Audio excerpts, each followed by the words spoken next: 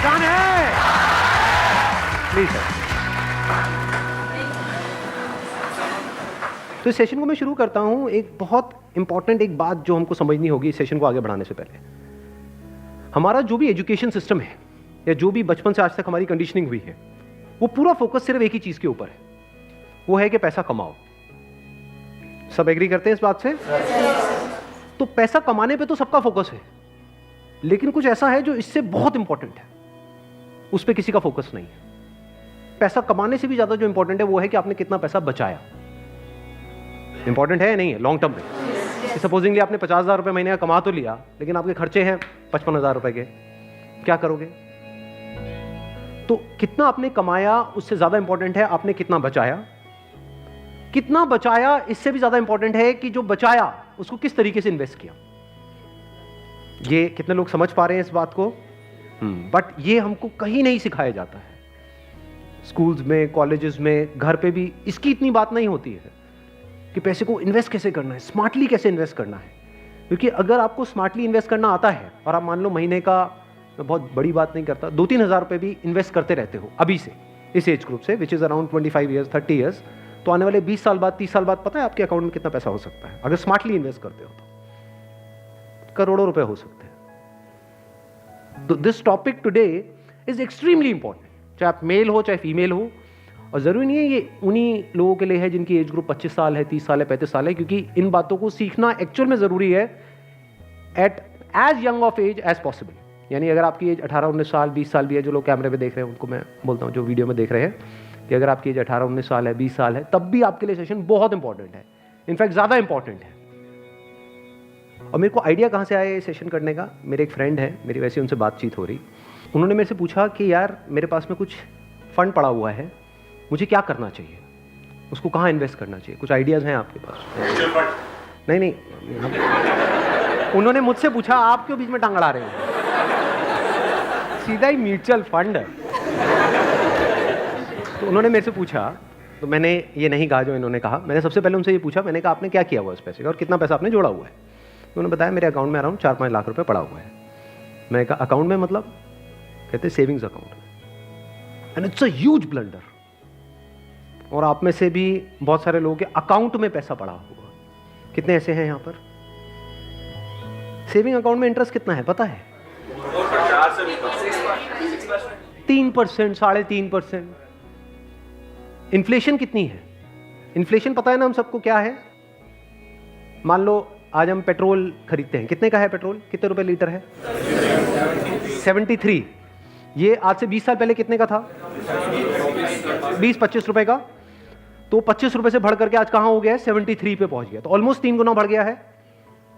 तो अगर वो पैसा आपके सेविंग अकाउंट में पड़ा होता तो क्या वो 3 गुना बढ़ जाता? तो आप लॉस में हो। समझ गए? इन्फ्लेशन का जो रेट है अप्रॉक्सीमेटली आप कह सकते हो 6% के आसपास मान लेते हैं, वो वेरी करता रहता है। बट अगर 6% इन्फ्लेशन है और 3% आप अर्न कर रहे हो उस पैसे पे, तो आप कमा नहीं रहे हो, आप गंवा रहे हो, क्योंकि उस पैसे की वैल्यू कम होती चली जा रही है और आप खुश हो रहे हो कि मैं पैसा जोड़ रहा हूं। आप जोड़ नहीं रहे हो, आप बेवकूफी कर रहे हो। तो इस तरह की कुछ चीजें हैं जो हमको सीखनी बहुत जरूरी है।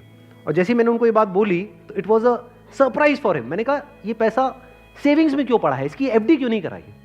क्योंकि एफडी में एटलीस्ट 7% इंटरेस्ट है। कहता मैंने कभी सोचा ही नहीं ऐसे, मेरे को किसी ने बताया ही नहीं इसके बारे में, कभी सिखाया ही नहीं। और ये कोई छोटी प्रॉब्लम नहीं, बहुत बड़ी प्रॉब्लम है। मैंने कुछ कैलकुलेशंस करी, फिर उनको मैंने बताया, मैंने कहा अगर सिर्फ इतना सा स्टेप हमने उठा लिया ना, इतना सा जो कुछ भी नहीं है, कुछ घंटे का है, कि जो सेविंग में पड़ा है उसकी एफडी करानी है। एफडी भी अलग अलग ड्यूरेशन की करा दी। कुछ जो हमको पता है कि अभी इमीडिएटली काम नहीं आना है, उसकी मान लो 3 साल की करा दी। कुछ लगता है इमीडिएटली काम आना, तो 6 महीने की एफडी करा दी। अगर इतना सा भी हमने स्टेप उठा लिया तो अगले आने वाले 20 साल बाद कितने का फर्क पड़ जाएगा? Any idea? लाखों रुपए का फर्क पड़ेगा, कम से कम 20 लाख रुपए का फर्क पड़ेगा आने वाले 20 से 25 साल में। तो मैंने कहा वो जब 20-25 लाख आएंगे, अब ये करोगे तो हो ही आप, जो मैंने बताया है, तो उसमें से कुछ थोड़ा इधर भी दे देना भाई। आपने कितना पैसा कमाया उससे इंपॉर्टेंट क्या है? कितना बचाया। अब पैसे को बचाते कैसे हैं? पैसे को बचाना मतलब हम क्या समझते हैं? खर्चे कम करो, बस ये तो हमको समझ आता है कि सब्जी वाले से लड़ते रहो, रिक्शे वाला 10 रुपए नहीं भैया 8 रुपए ही दूंगी मैं, तो बचा लो 2 रुपए। इसकी मैं बात नहीं कर रहा हूँ, मैं बात कर रहा हूँ थोड़ी बड़ी गेम की, जहाँ पे हम कुछ बेवकूफ़ों वाले स्टेप्स उठाते हैं और अपना करोड़ों का नुकसान कर बैठते हैं। मैं 2-3 रुपए की, 5 रुपए की बात नहीं कर रहा हूँ। जो आज देखने में हज़ारों लग रहे हैं, वो आने वाले टाइम की करोड़ों हैं। याद रखना मेरी इस बात को। हज़ारों लाखों बन जाते हैं कुछ साल बाद, और लाखों करोड़ों बन जाते हैं कुछ साल बाद, अगर हमने स्मार्टली इन्वेस्ट किया तो। अब बताता हूँ आपको एक बहुत बड़ी गलती जो हम सब कर रहे हैं। आप में से कितनों ने इंश्योरेंस कराई हुई है? कौन सी इंश्योरेंस कराई हुई है? कितनों ने एंडोमेंट वाली कराई हुई है? कितनों को तो, एक मिनट, जिन्होंने इंश्योरेंस कराई हुई है, कितनों को पता ही नहीं उन्होंने कौन सी कराई हुई है? करो, हाथ ऊपर करो। अरे वाह, वाह जी वाह। कितने हैं जिन्होंने एंडोमेंट कराई हुई है? एंडोमेंट पता है क्या होती है? कि आपने हर साल का इतना एक एक्स अमाउंट दिया, मानो 20-30 हज़ार रुपये दिया, और 10 साल बाद, 20 साल बाद आपको इतने लाख रुपए मिल जाएगा। उसको एंडोमेंट बोलते हैं। वही कराइए इसमें, हाँ वही कराइए सर।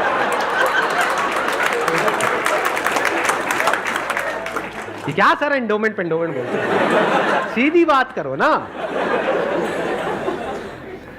इंश्योरेंस का मतलब लोग यही समझते हैं इंडिया में कि हर साल का इतना पैसा जाना है, इतना प्रीमियम जाएगा, 20,000, 30,000, 40,000, और 20 साल बाद आपको इतने लाख रुपए मिल जाएगा। मान लो 20 लाख रुपए मिल जाएगा, जो सुनने में बड़ा अट्रैक्टिव लगता है। बेवकूफों वाला स्टेप है ये।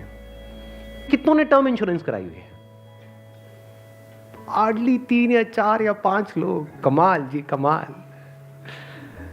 देख लो कितना बड़ा ब्लंडर है ये अभी आप सपने में भी नहीं सोच सकते। और ये आपको कोई नहीं बताएगा, ना कोई बैंक वाले बताएंगे, ना कोई इंश्योरेंस एजेंट बताएगा, ना आपका कोई दोस्त बताएगा, क्योंकि जब पैसा बीच में आ जाता है तो यारी दोस्ती सिर्फ नाम की होती है। दारू पी रहे हो, ओ तुम मेरा भाई है, मैं तेरे साथ में कभी कुछ गलत नहीं कर सकता, ले तू एंडोमेंट करा, ओ तू मेरे पे छोड़ दे यार। और आपको पता ही नहीं आपका कितना बुरी तरीके से कटा है। तो अब ध्यान से समझना, ये जो टर्म इंश्योरेंस है ये आपको कराने के लिए कोई नहीं बोलेगा।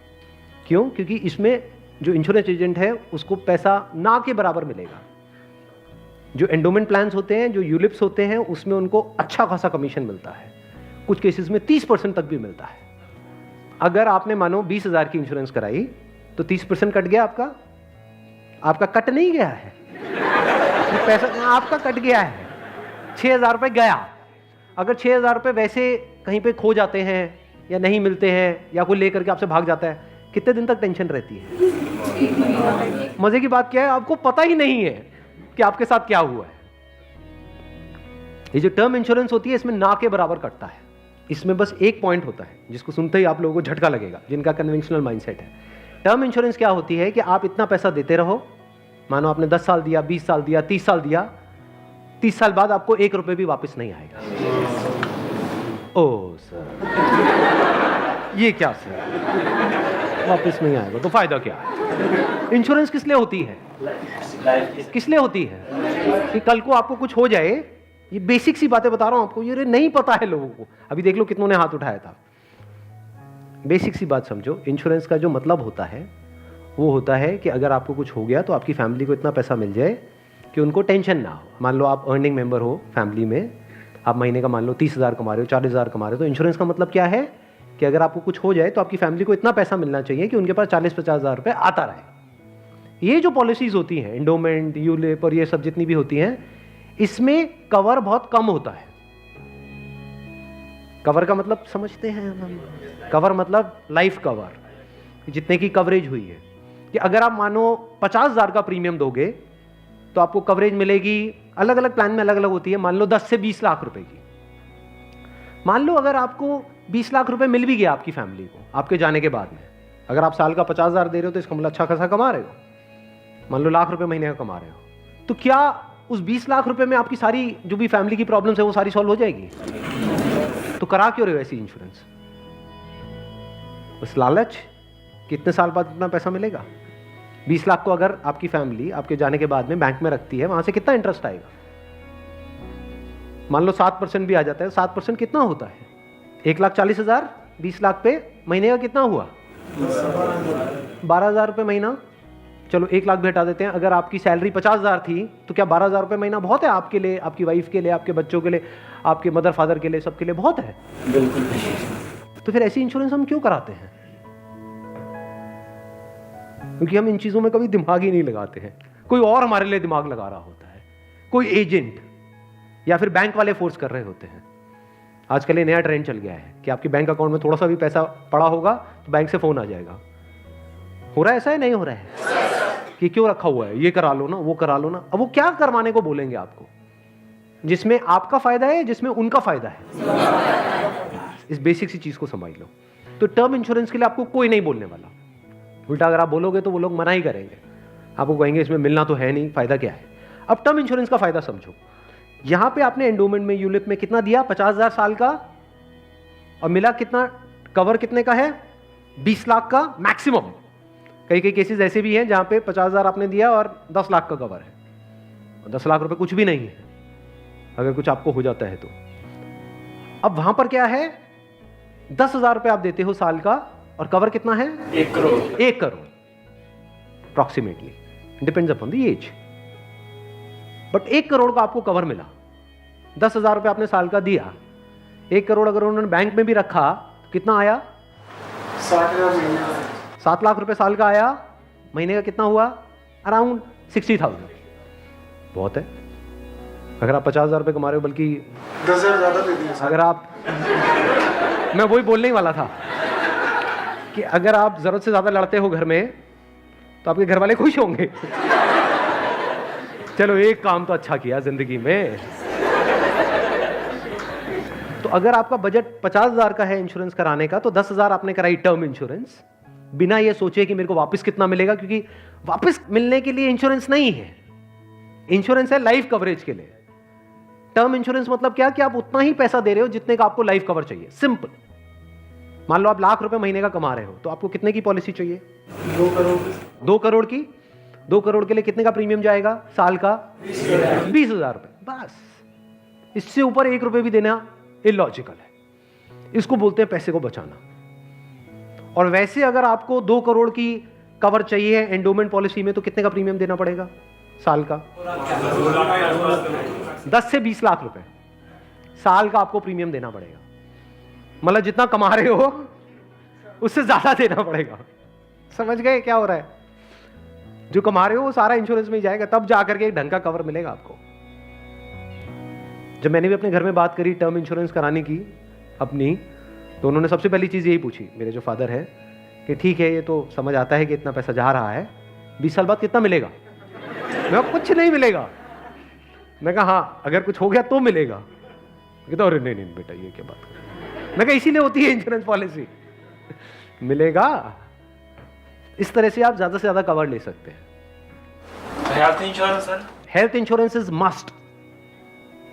आज के टाइम में बहुत जरूरी है। नहीं तो होगा क्या? आपने पैसा बचाया, मान लो बहुत एफर्ट किया, बहुत मेहनत करी, पता नहीं क्या क्या करा, और एक एक्स अमाउंट आपने बचा भी लिया। 10 साल 20 साल काम करके मान लो 10-20 लाख रुपए आपने बचा लिया, किसी तरीके से सेव कर लिया, और अगर कोई बीमारी हो गई तो कितनी देर लगेगी उस पैसे को खत्म होने में? हफ्ता, 10 दिन, 15 दिन। कितने लोग प्रैक्टिकली मेरी इस बात से रिलेट कर पा रहे हैं? सब कर पा रहे हैं। और कितनों ने हेल्थ इंश्योरेंस कराई हुई है? रिलेट सारे कर पा रहे हैं, लेकिन हार्डली आधे लोग ऐसे हैं जिन्होंने एक्चुअल में अपनी हेल्थ इंश्योरेंस कराई हुई है। और हेल्थ इंश्योरेंस भी मुझे लग रहा है ज्यादातर ने तो नाम के लिए करा रखी होगी। कितना कवर है? क्योंकि अगर आप कवर ज्यादा भी लेते हो तो प्रीमियम आपको बहुत ज्यादा नहीं देना पड़ता है, मार्जिनली एक्स्ट्रा होता है। उसमें आपकी पूरी फैमिली कवर हो जाती है। मतलब आप, आपकी वाइफ, आपके बच्चे सारे कवर हो जाते हैं। इसको आप हेल्थ इंश्योरेंस कहो, मेडिकल इंश्योरेंस कहो, मस्ट है ये होनी ही चाहिए। ज्यादातर ऐसे केसेस में क्या होता है, जिन्होंने कोई हेल्थ इंश्योरेंस अपनी नहीं कराई होती है, क्योंकि अब छोड़ तो सकते नहीं उस पर्सन को जो हमारे साथ में है, या खुद अगर कुछ हो गया तो अब अपने आप को ये तो नहीं कह सकते कि हाँ मरते तो ऐसे में क्या होता है? एक तो सेविंग्स आपकी खत्म होती है बड़ी तेजी से, दूसरा क्या खत्म होता है? और क्या होता है? लोन लेना पड़ेगा, उधार लेना पड़ेगा। उस उधार को चुकाने का मतलब क्या है? कि आप कभी जिंदगी में दोबारा सेव कर ही नहीं सकते। समझ रहे हो ये प्रॉब्लम कितनी बड़ी है और कितनी कॉम्प्लिकेटेड है ये? कि मतलब जिंदगी में कभी आप पैसा जोड़ ही नहीं पाओगे, क्योंकि जो कमाओगे अब वो सारा उधार चुकाने में लगता रहेगा। या तो आप लोन लोगे बैंक से, या अपने किसी दोस्तों से, यहां से वहां से, जिससे भी लोगे। अगर नहीं दोगे उनको वापस तो दोस्ती खराब करोगे। और एक और जब बात यहां तक आई है तो एक और चीज, एक और गलती हम करते हैं, we want to make quick money. उससे हमेशा बच करके रहो। जहाँ भी क्विक मनी की बात हो रही हो, भैया इतना पैसा लगा दो, इतने टाइम में इतना पैसा मिल जाएगा, ये हो जाएगा वो हो जाएगा, वहाँ से भाग जाओ, उल्टे हो जाओ और भाग जाओ वहाँ से, रुकना मत गलती से भी। ऐसी बहुत सारी स्कीम्स चल रही हैं मार्केट में, अनलिमिटेड, और करोड़ों लोगों ने अपने पैसे गंवाए हैं इन चक्करों में। अब आते हैं एक दूसरे एस्पेक्ट पे कि चलो हमने स्मार्टली पैसे को जोड़ा। कब जोड़ा? जब फालतू की जगह पे हमने पैसे को ब्लॉक नहीं किया। जैसे अगर आपने कोई एंडोमेंट प्लान ले लिया इंश्योरेंस का, जहां पे आपका साल का 50,000 रुपये जा रहा है, तो 50,000 रुपये तो आपका ब्लॉक हो गया अगले 20 साल के लिए। समझ गए ना? तो हमने वहां पे स्मार्टली प्ले किया, टर्म इंश्योरेंस कराई, वहां से पैसा बचाया। तो अभी जो पैसा बचा, इसका हम क्या करें? क्या सेविंग अकाउंट्स में पड़ा रहने दें? No use. वो आपका पैसा बढ़ नहीं रहा है, एक्चुअल में कम हो रहा है। वहां पे जो आपके पैसे पड़े हुए हैं वो 10 साल बाद और कम हो जाएगी उसकी वैल्यू। तो करना क्या चाहिए? इतना पैसा जितना आपको लगता है कि यार मेरे को इमीडिएटली जरूरत पड़ सकती है, वो कितना है? जितना आपके महीने के खर्चे हैं, इंटू 6 कर दो। वो पैसा है जो आपको कभी भी जरूरत पड़ सकती है। तो उस पैसे की आपने एक 6 महीने की एफडी करा दी। और एक बहुत अच्छा ऑप्शन अवेलेबल है हमारे पास में, वो है म्यूचुअल फंड्स। म्यूचुअल फंड्स पता है सबको क्या है? कितनों ने ऑलरेडी इन्वेस्ट किया हुआ है म्यूचुअल फंड्स में? बहुत कम लोगों ने। क्यों नहीं किया हमने इन्वेस्ट? पता ही नहीं है। नंबर 1 करेक्ट इंफॉर्मेशन नहीं है। नंबर 2 हम डरते हैं। हमें लगता है म्यूचुअल फंड भी कोई स्कीम है कि पैसा इकट्ठा किया और कल को अगर भाग गए या बंद हो गया तो पता नहीं क्या होगा। ये पैसा आपका 100% सेफ है, because it is regulated by SEBI. तो यहां पे डरने की जरूरत नहीं है कि मेरा पैसा चला जाएगा। बस हमको यहां पे स्मार्टली प्ले करना पड़ेगा। So what we need to do is, एक तो आपने अपने 6 महीने का जो अपना कॉर्पस है उसको अलग कर दिया, यानी जो पैसा आपको चाहिएगा उसकी आपने एफडी करा दी, इंश्योरेंस वगैरह को प्लान कर लिया अच्छे से। फिर जो पैसा आपका बचा उसमें आप इन्वेस्ट कर सकते हो through SIP, systematic investment plan. It is an excellent option. Never try to get into stocks directly अगर आपको बहुत ही डीप नॉलेज नहीं है शेयर मार्केट की तो। हाँ, you are qualified in that और आपका काम ही वही है, तब तो ठीक है। बट किसी की सलाह सुनी कि यार, या कोई कहानियां सुनी कि ये शेयर पहले इतने का था अब इतने का हो गया, सुनी होंगी ऐसी कहानियां।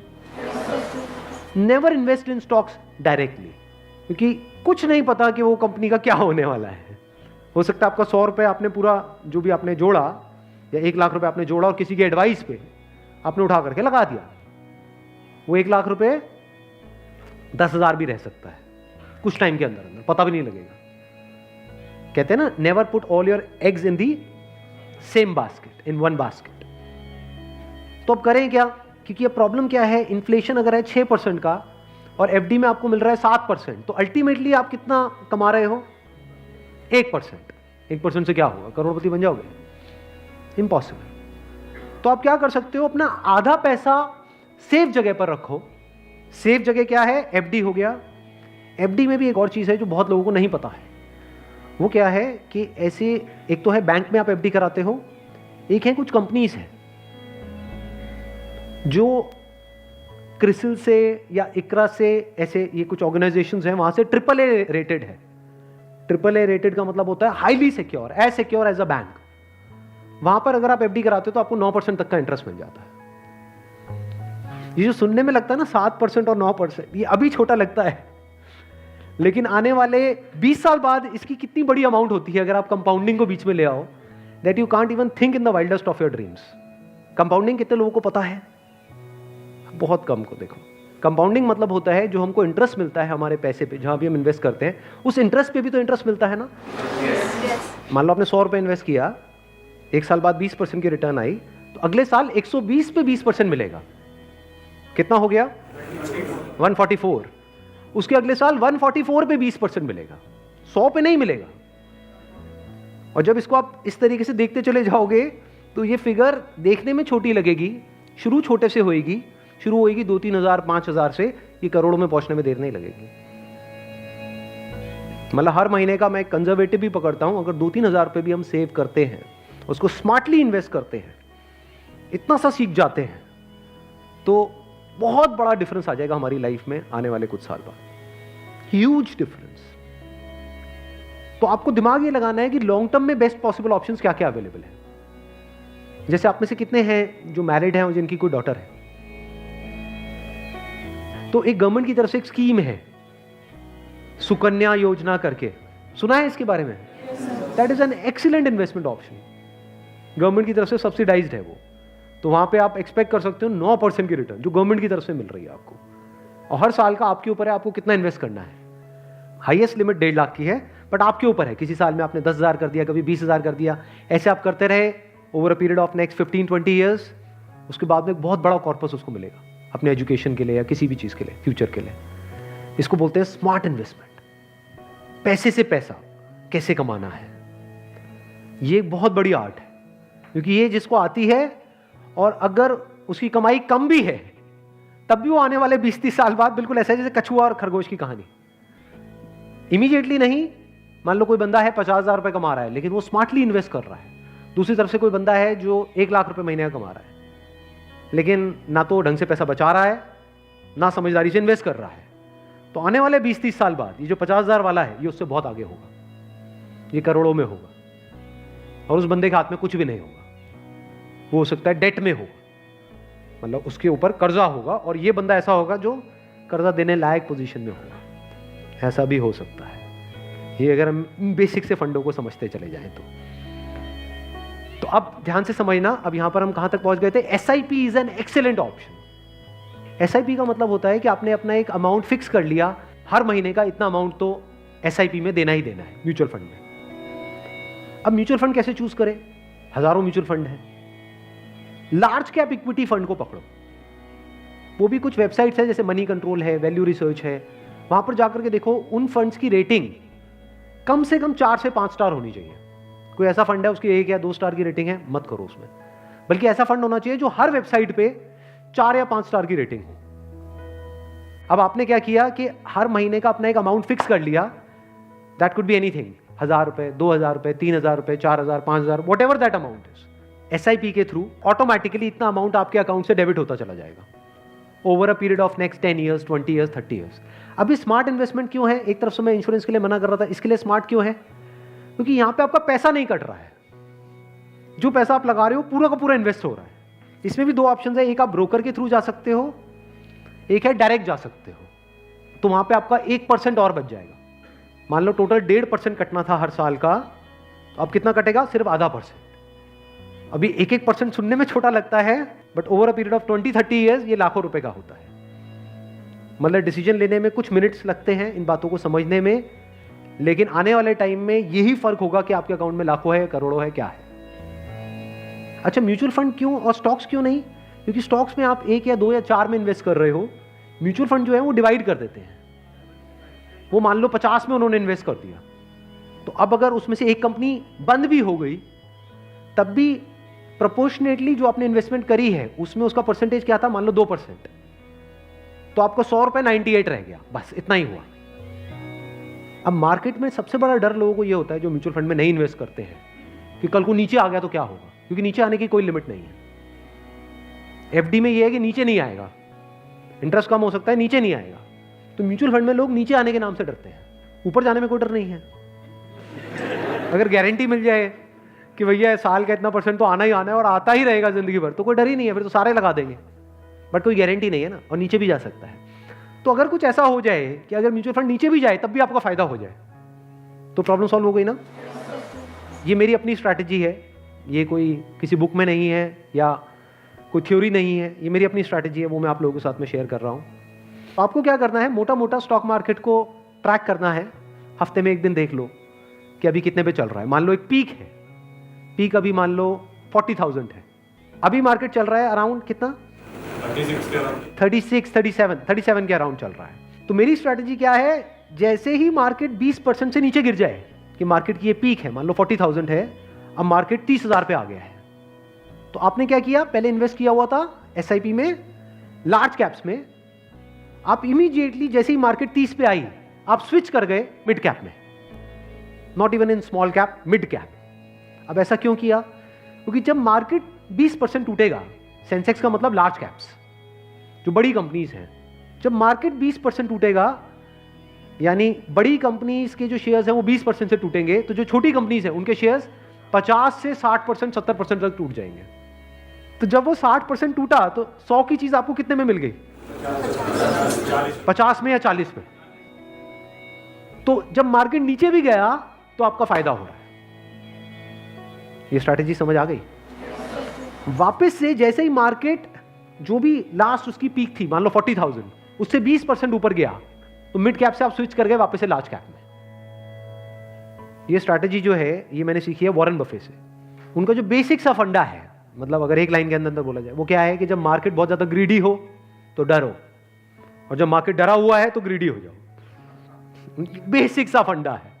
मतलब जब सब डरे हुए हैं तो थोड़े से लालची हो जाओ, और जब सब लालची हो रहे हैं, मतलब मार्केट ऊपर भाग रहा है, तो डरने लग जाओ। तो लार्ज कैप में डर कम है, मिड कैप में डर ज्यादा है। तो जैसे ही मार्केट नीचे जाएगा मिड कैप को सब छोड़ देंगे, उस वक्त आप उसको पकड़ लोगे। तो अब चाहे मार्केट ऊपर उठे तब भी आपका फायदा है, नीचे गिरे तब भी आपका फायदा है। आप वेट कर रहे हो, मैं आज एक्चुअल में वेट कर रहा हूं। लोग हैं डरते हैं, जो म्यूचुअल फंड में इन्वेस्ट करते हैं, स्टॉक्स में इन्वेस्ट करते हैं, लोग डरते हैं कि मार्केट नीचे ना आ जाए, मार्केट ऊपर। मैं वेट कर रहा हूं, जाए तो सही नीचे। समझ गए? क्योंकि लार्ज कैप टूटेगा 20%, तो मिड कैप टूट जाएगा 60%। तो मेरा 100 रुपए लगा हुआ था तो 80 रह जाएगा, उस 80 को उठा करके मैं मिड कैप में डाल दूंगा, फिर आराम से बैठ जाऊंगा कुछ सालों के लिए। जैसे ही मार्केट ऊपर जाएगा, मतलब लोग लालच से तड़प रहे हैं, तब जैसे ही 20% ऊपर गया, मान लो 48,000 पे गया, मिड कैप से हट करके मैं आ जाऊंगा लार्ज कैप में, वापस से सेफ हो गया। अब जो नया पीक बन गया वो क्या बन गया? 48,000। आज की रेट में क्या है? 40,000। अब 48,000 पे 2020 चलेगा। आ गया गेम समझ में? तो यहां से आप पीसफुल हो, नहीं तो लोग डरे ही रहते हैं। म्यूचुअल फंड के नाम से डरते हैं। क्यों डरते हैं?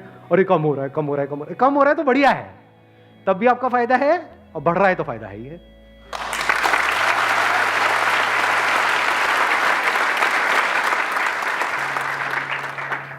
समझ गए? ये बेसिक सा फंडा है, हमेशा याद रखना। मतलब मासिस की जो साइकी है उससे आप कुछ अलग करोगे तभी आपके साथ कुछ अलग होगा, नहीं तो पूरी मार्केट रो रही होगी, आप भी बैठ करके रो रहे होंगे। अरे टूट गया, टूट गया, टूट गया, टूट गया, अरे गिर गया, गिर गया, गिर गया, गिर गया, मैं बर्बाद हो गया, मैं बर्बाद। बर्बादी में भी आपका जश्न होगा अगर इस तरह से आप समझ पा रहे हो तो। Thank you so much.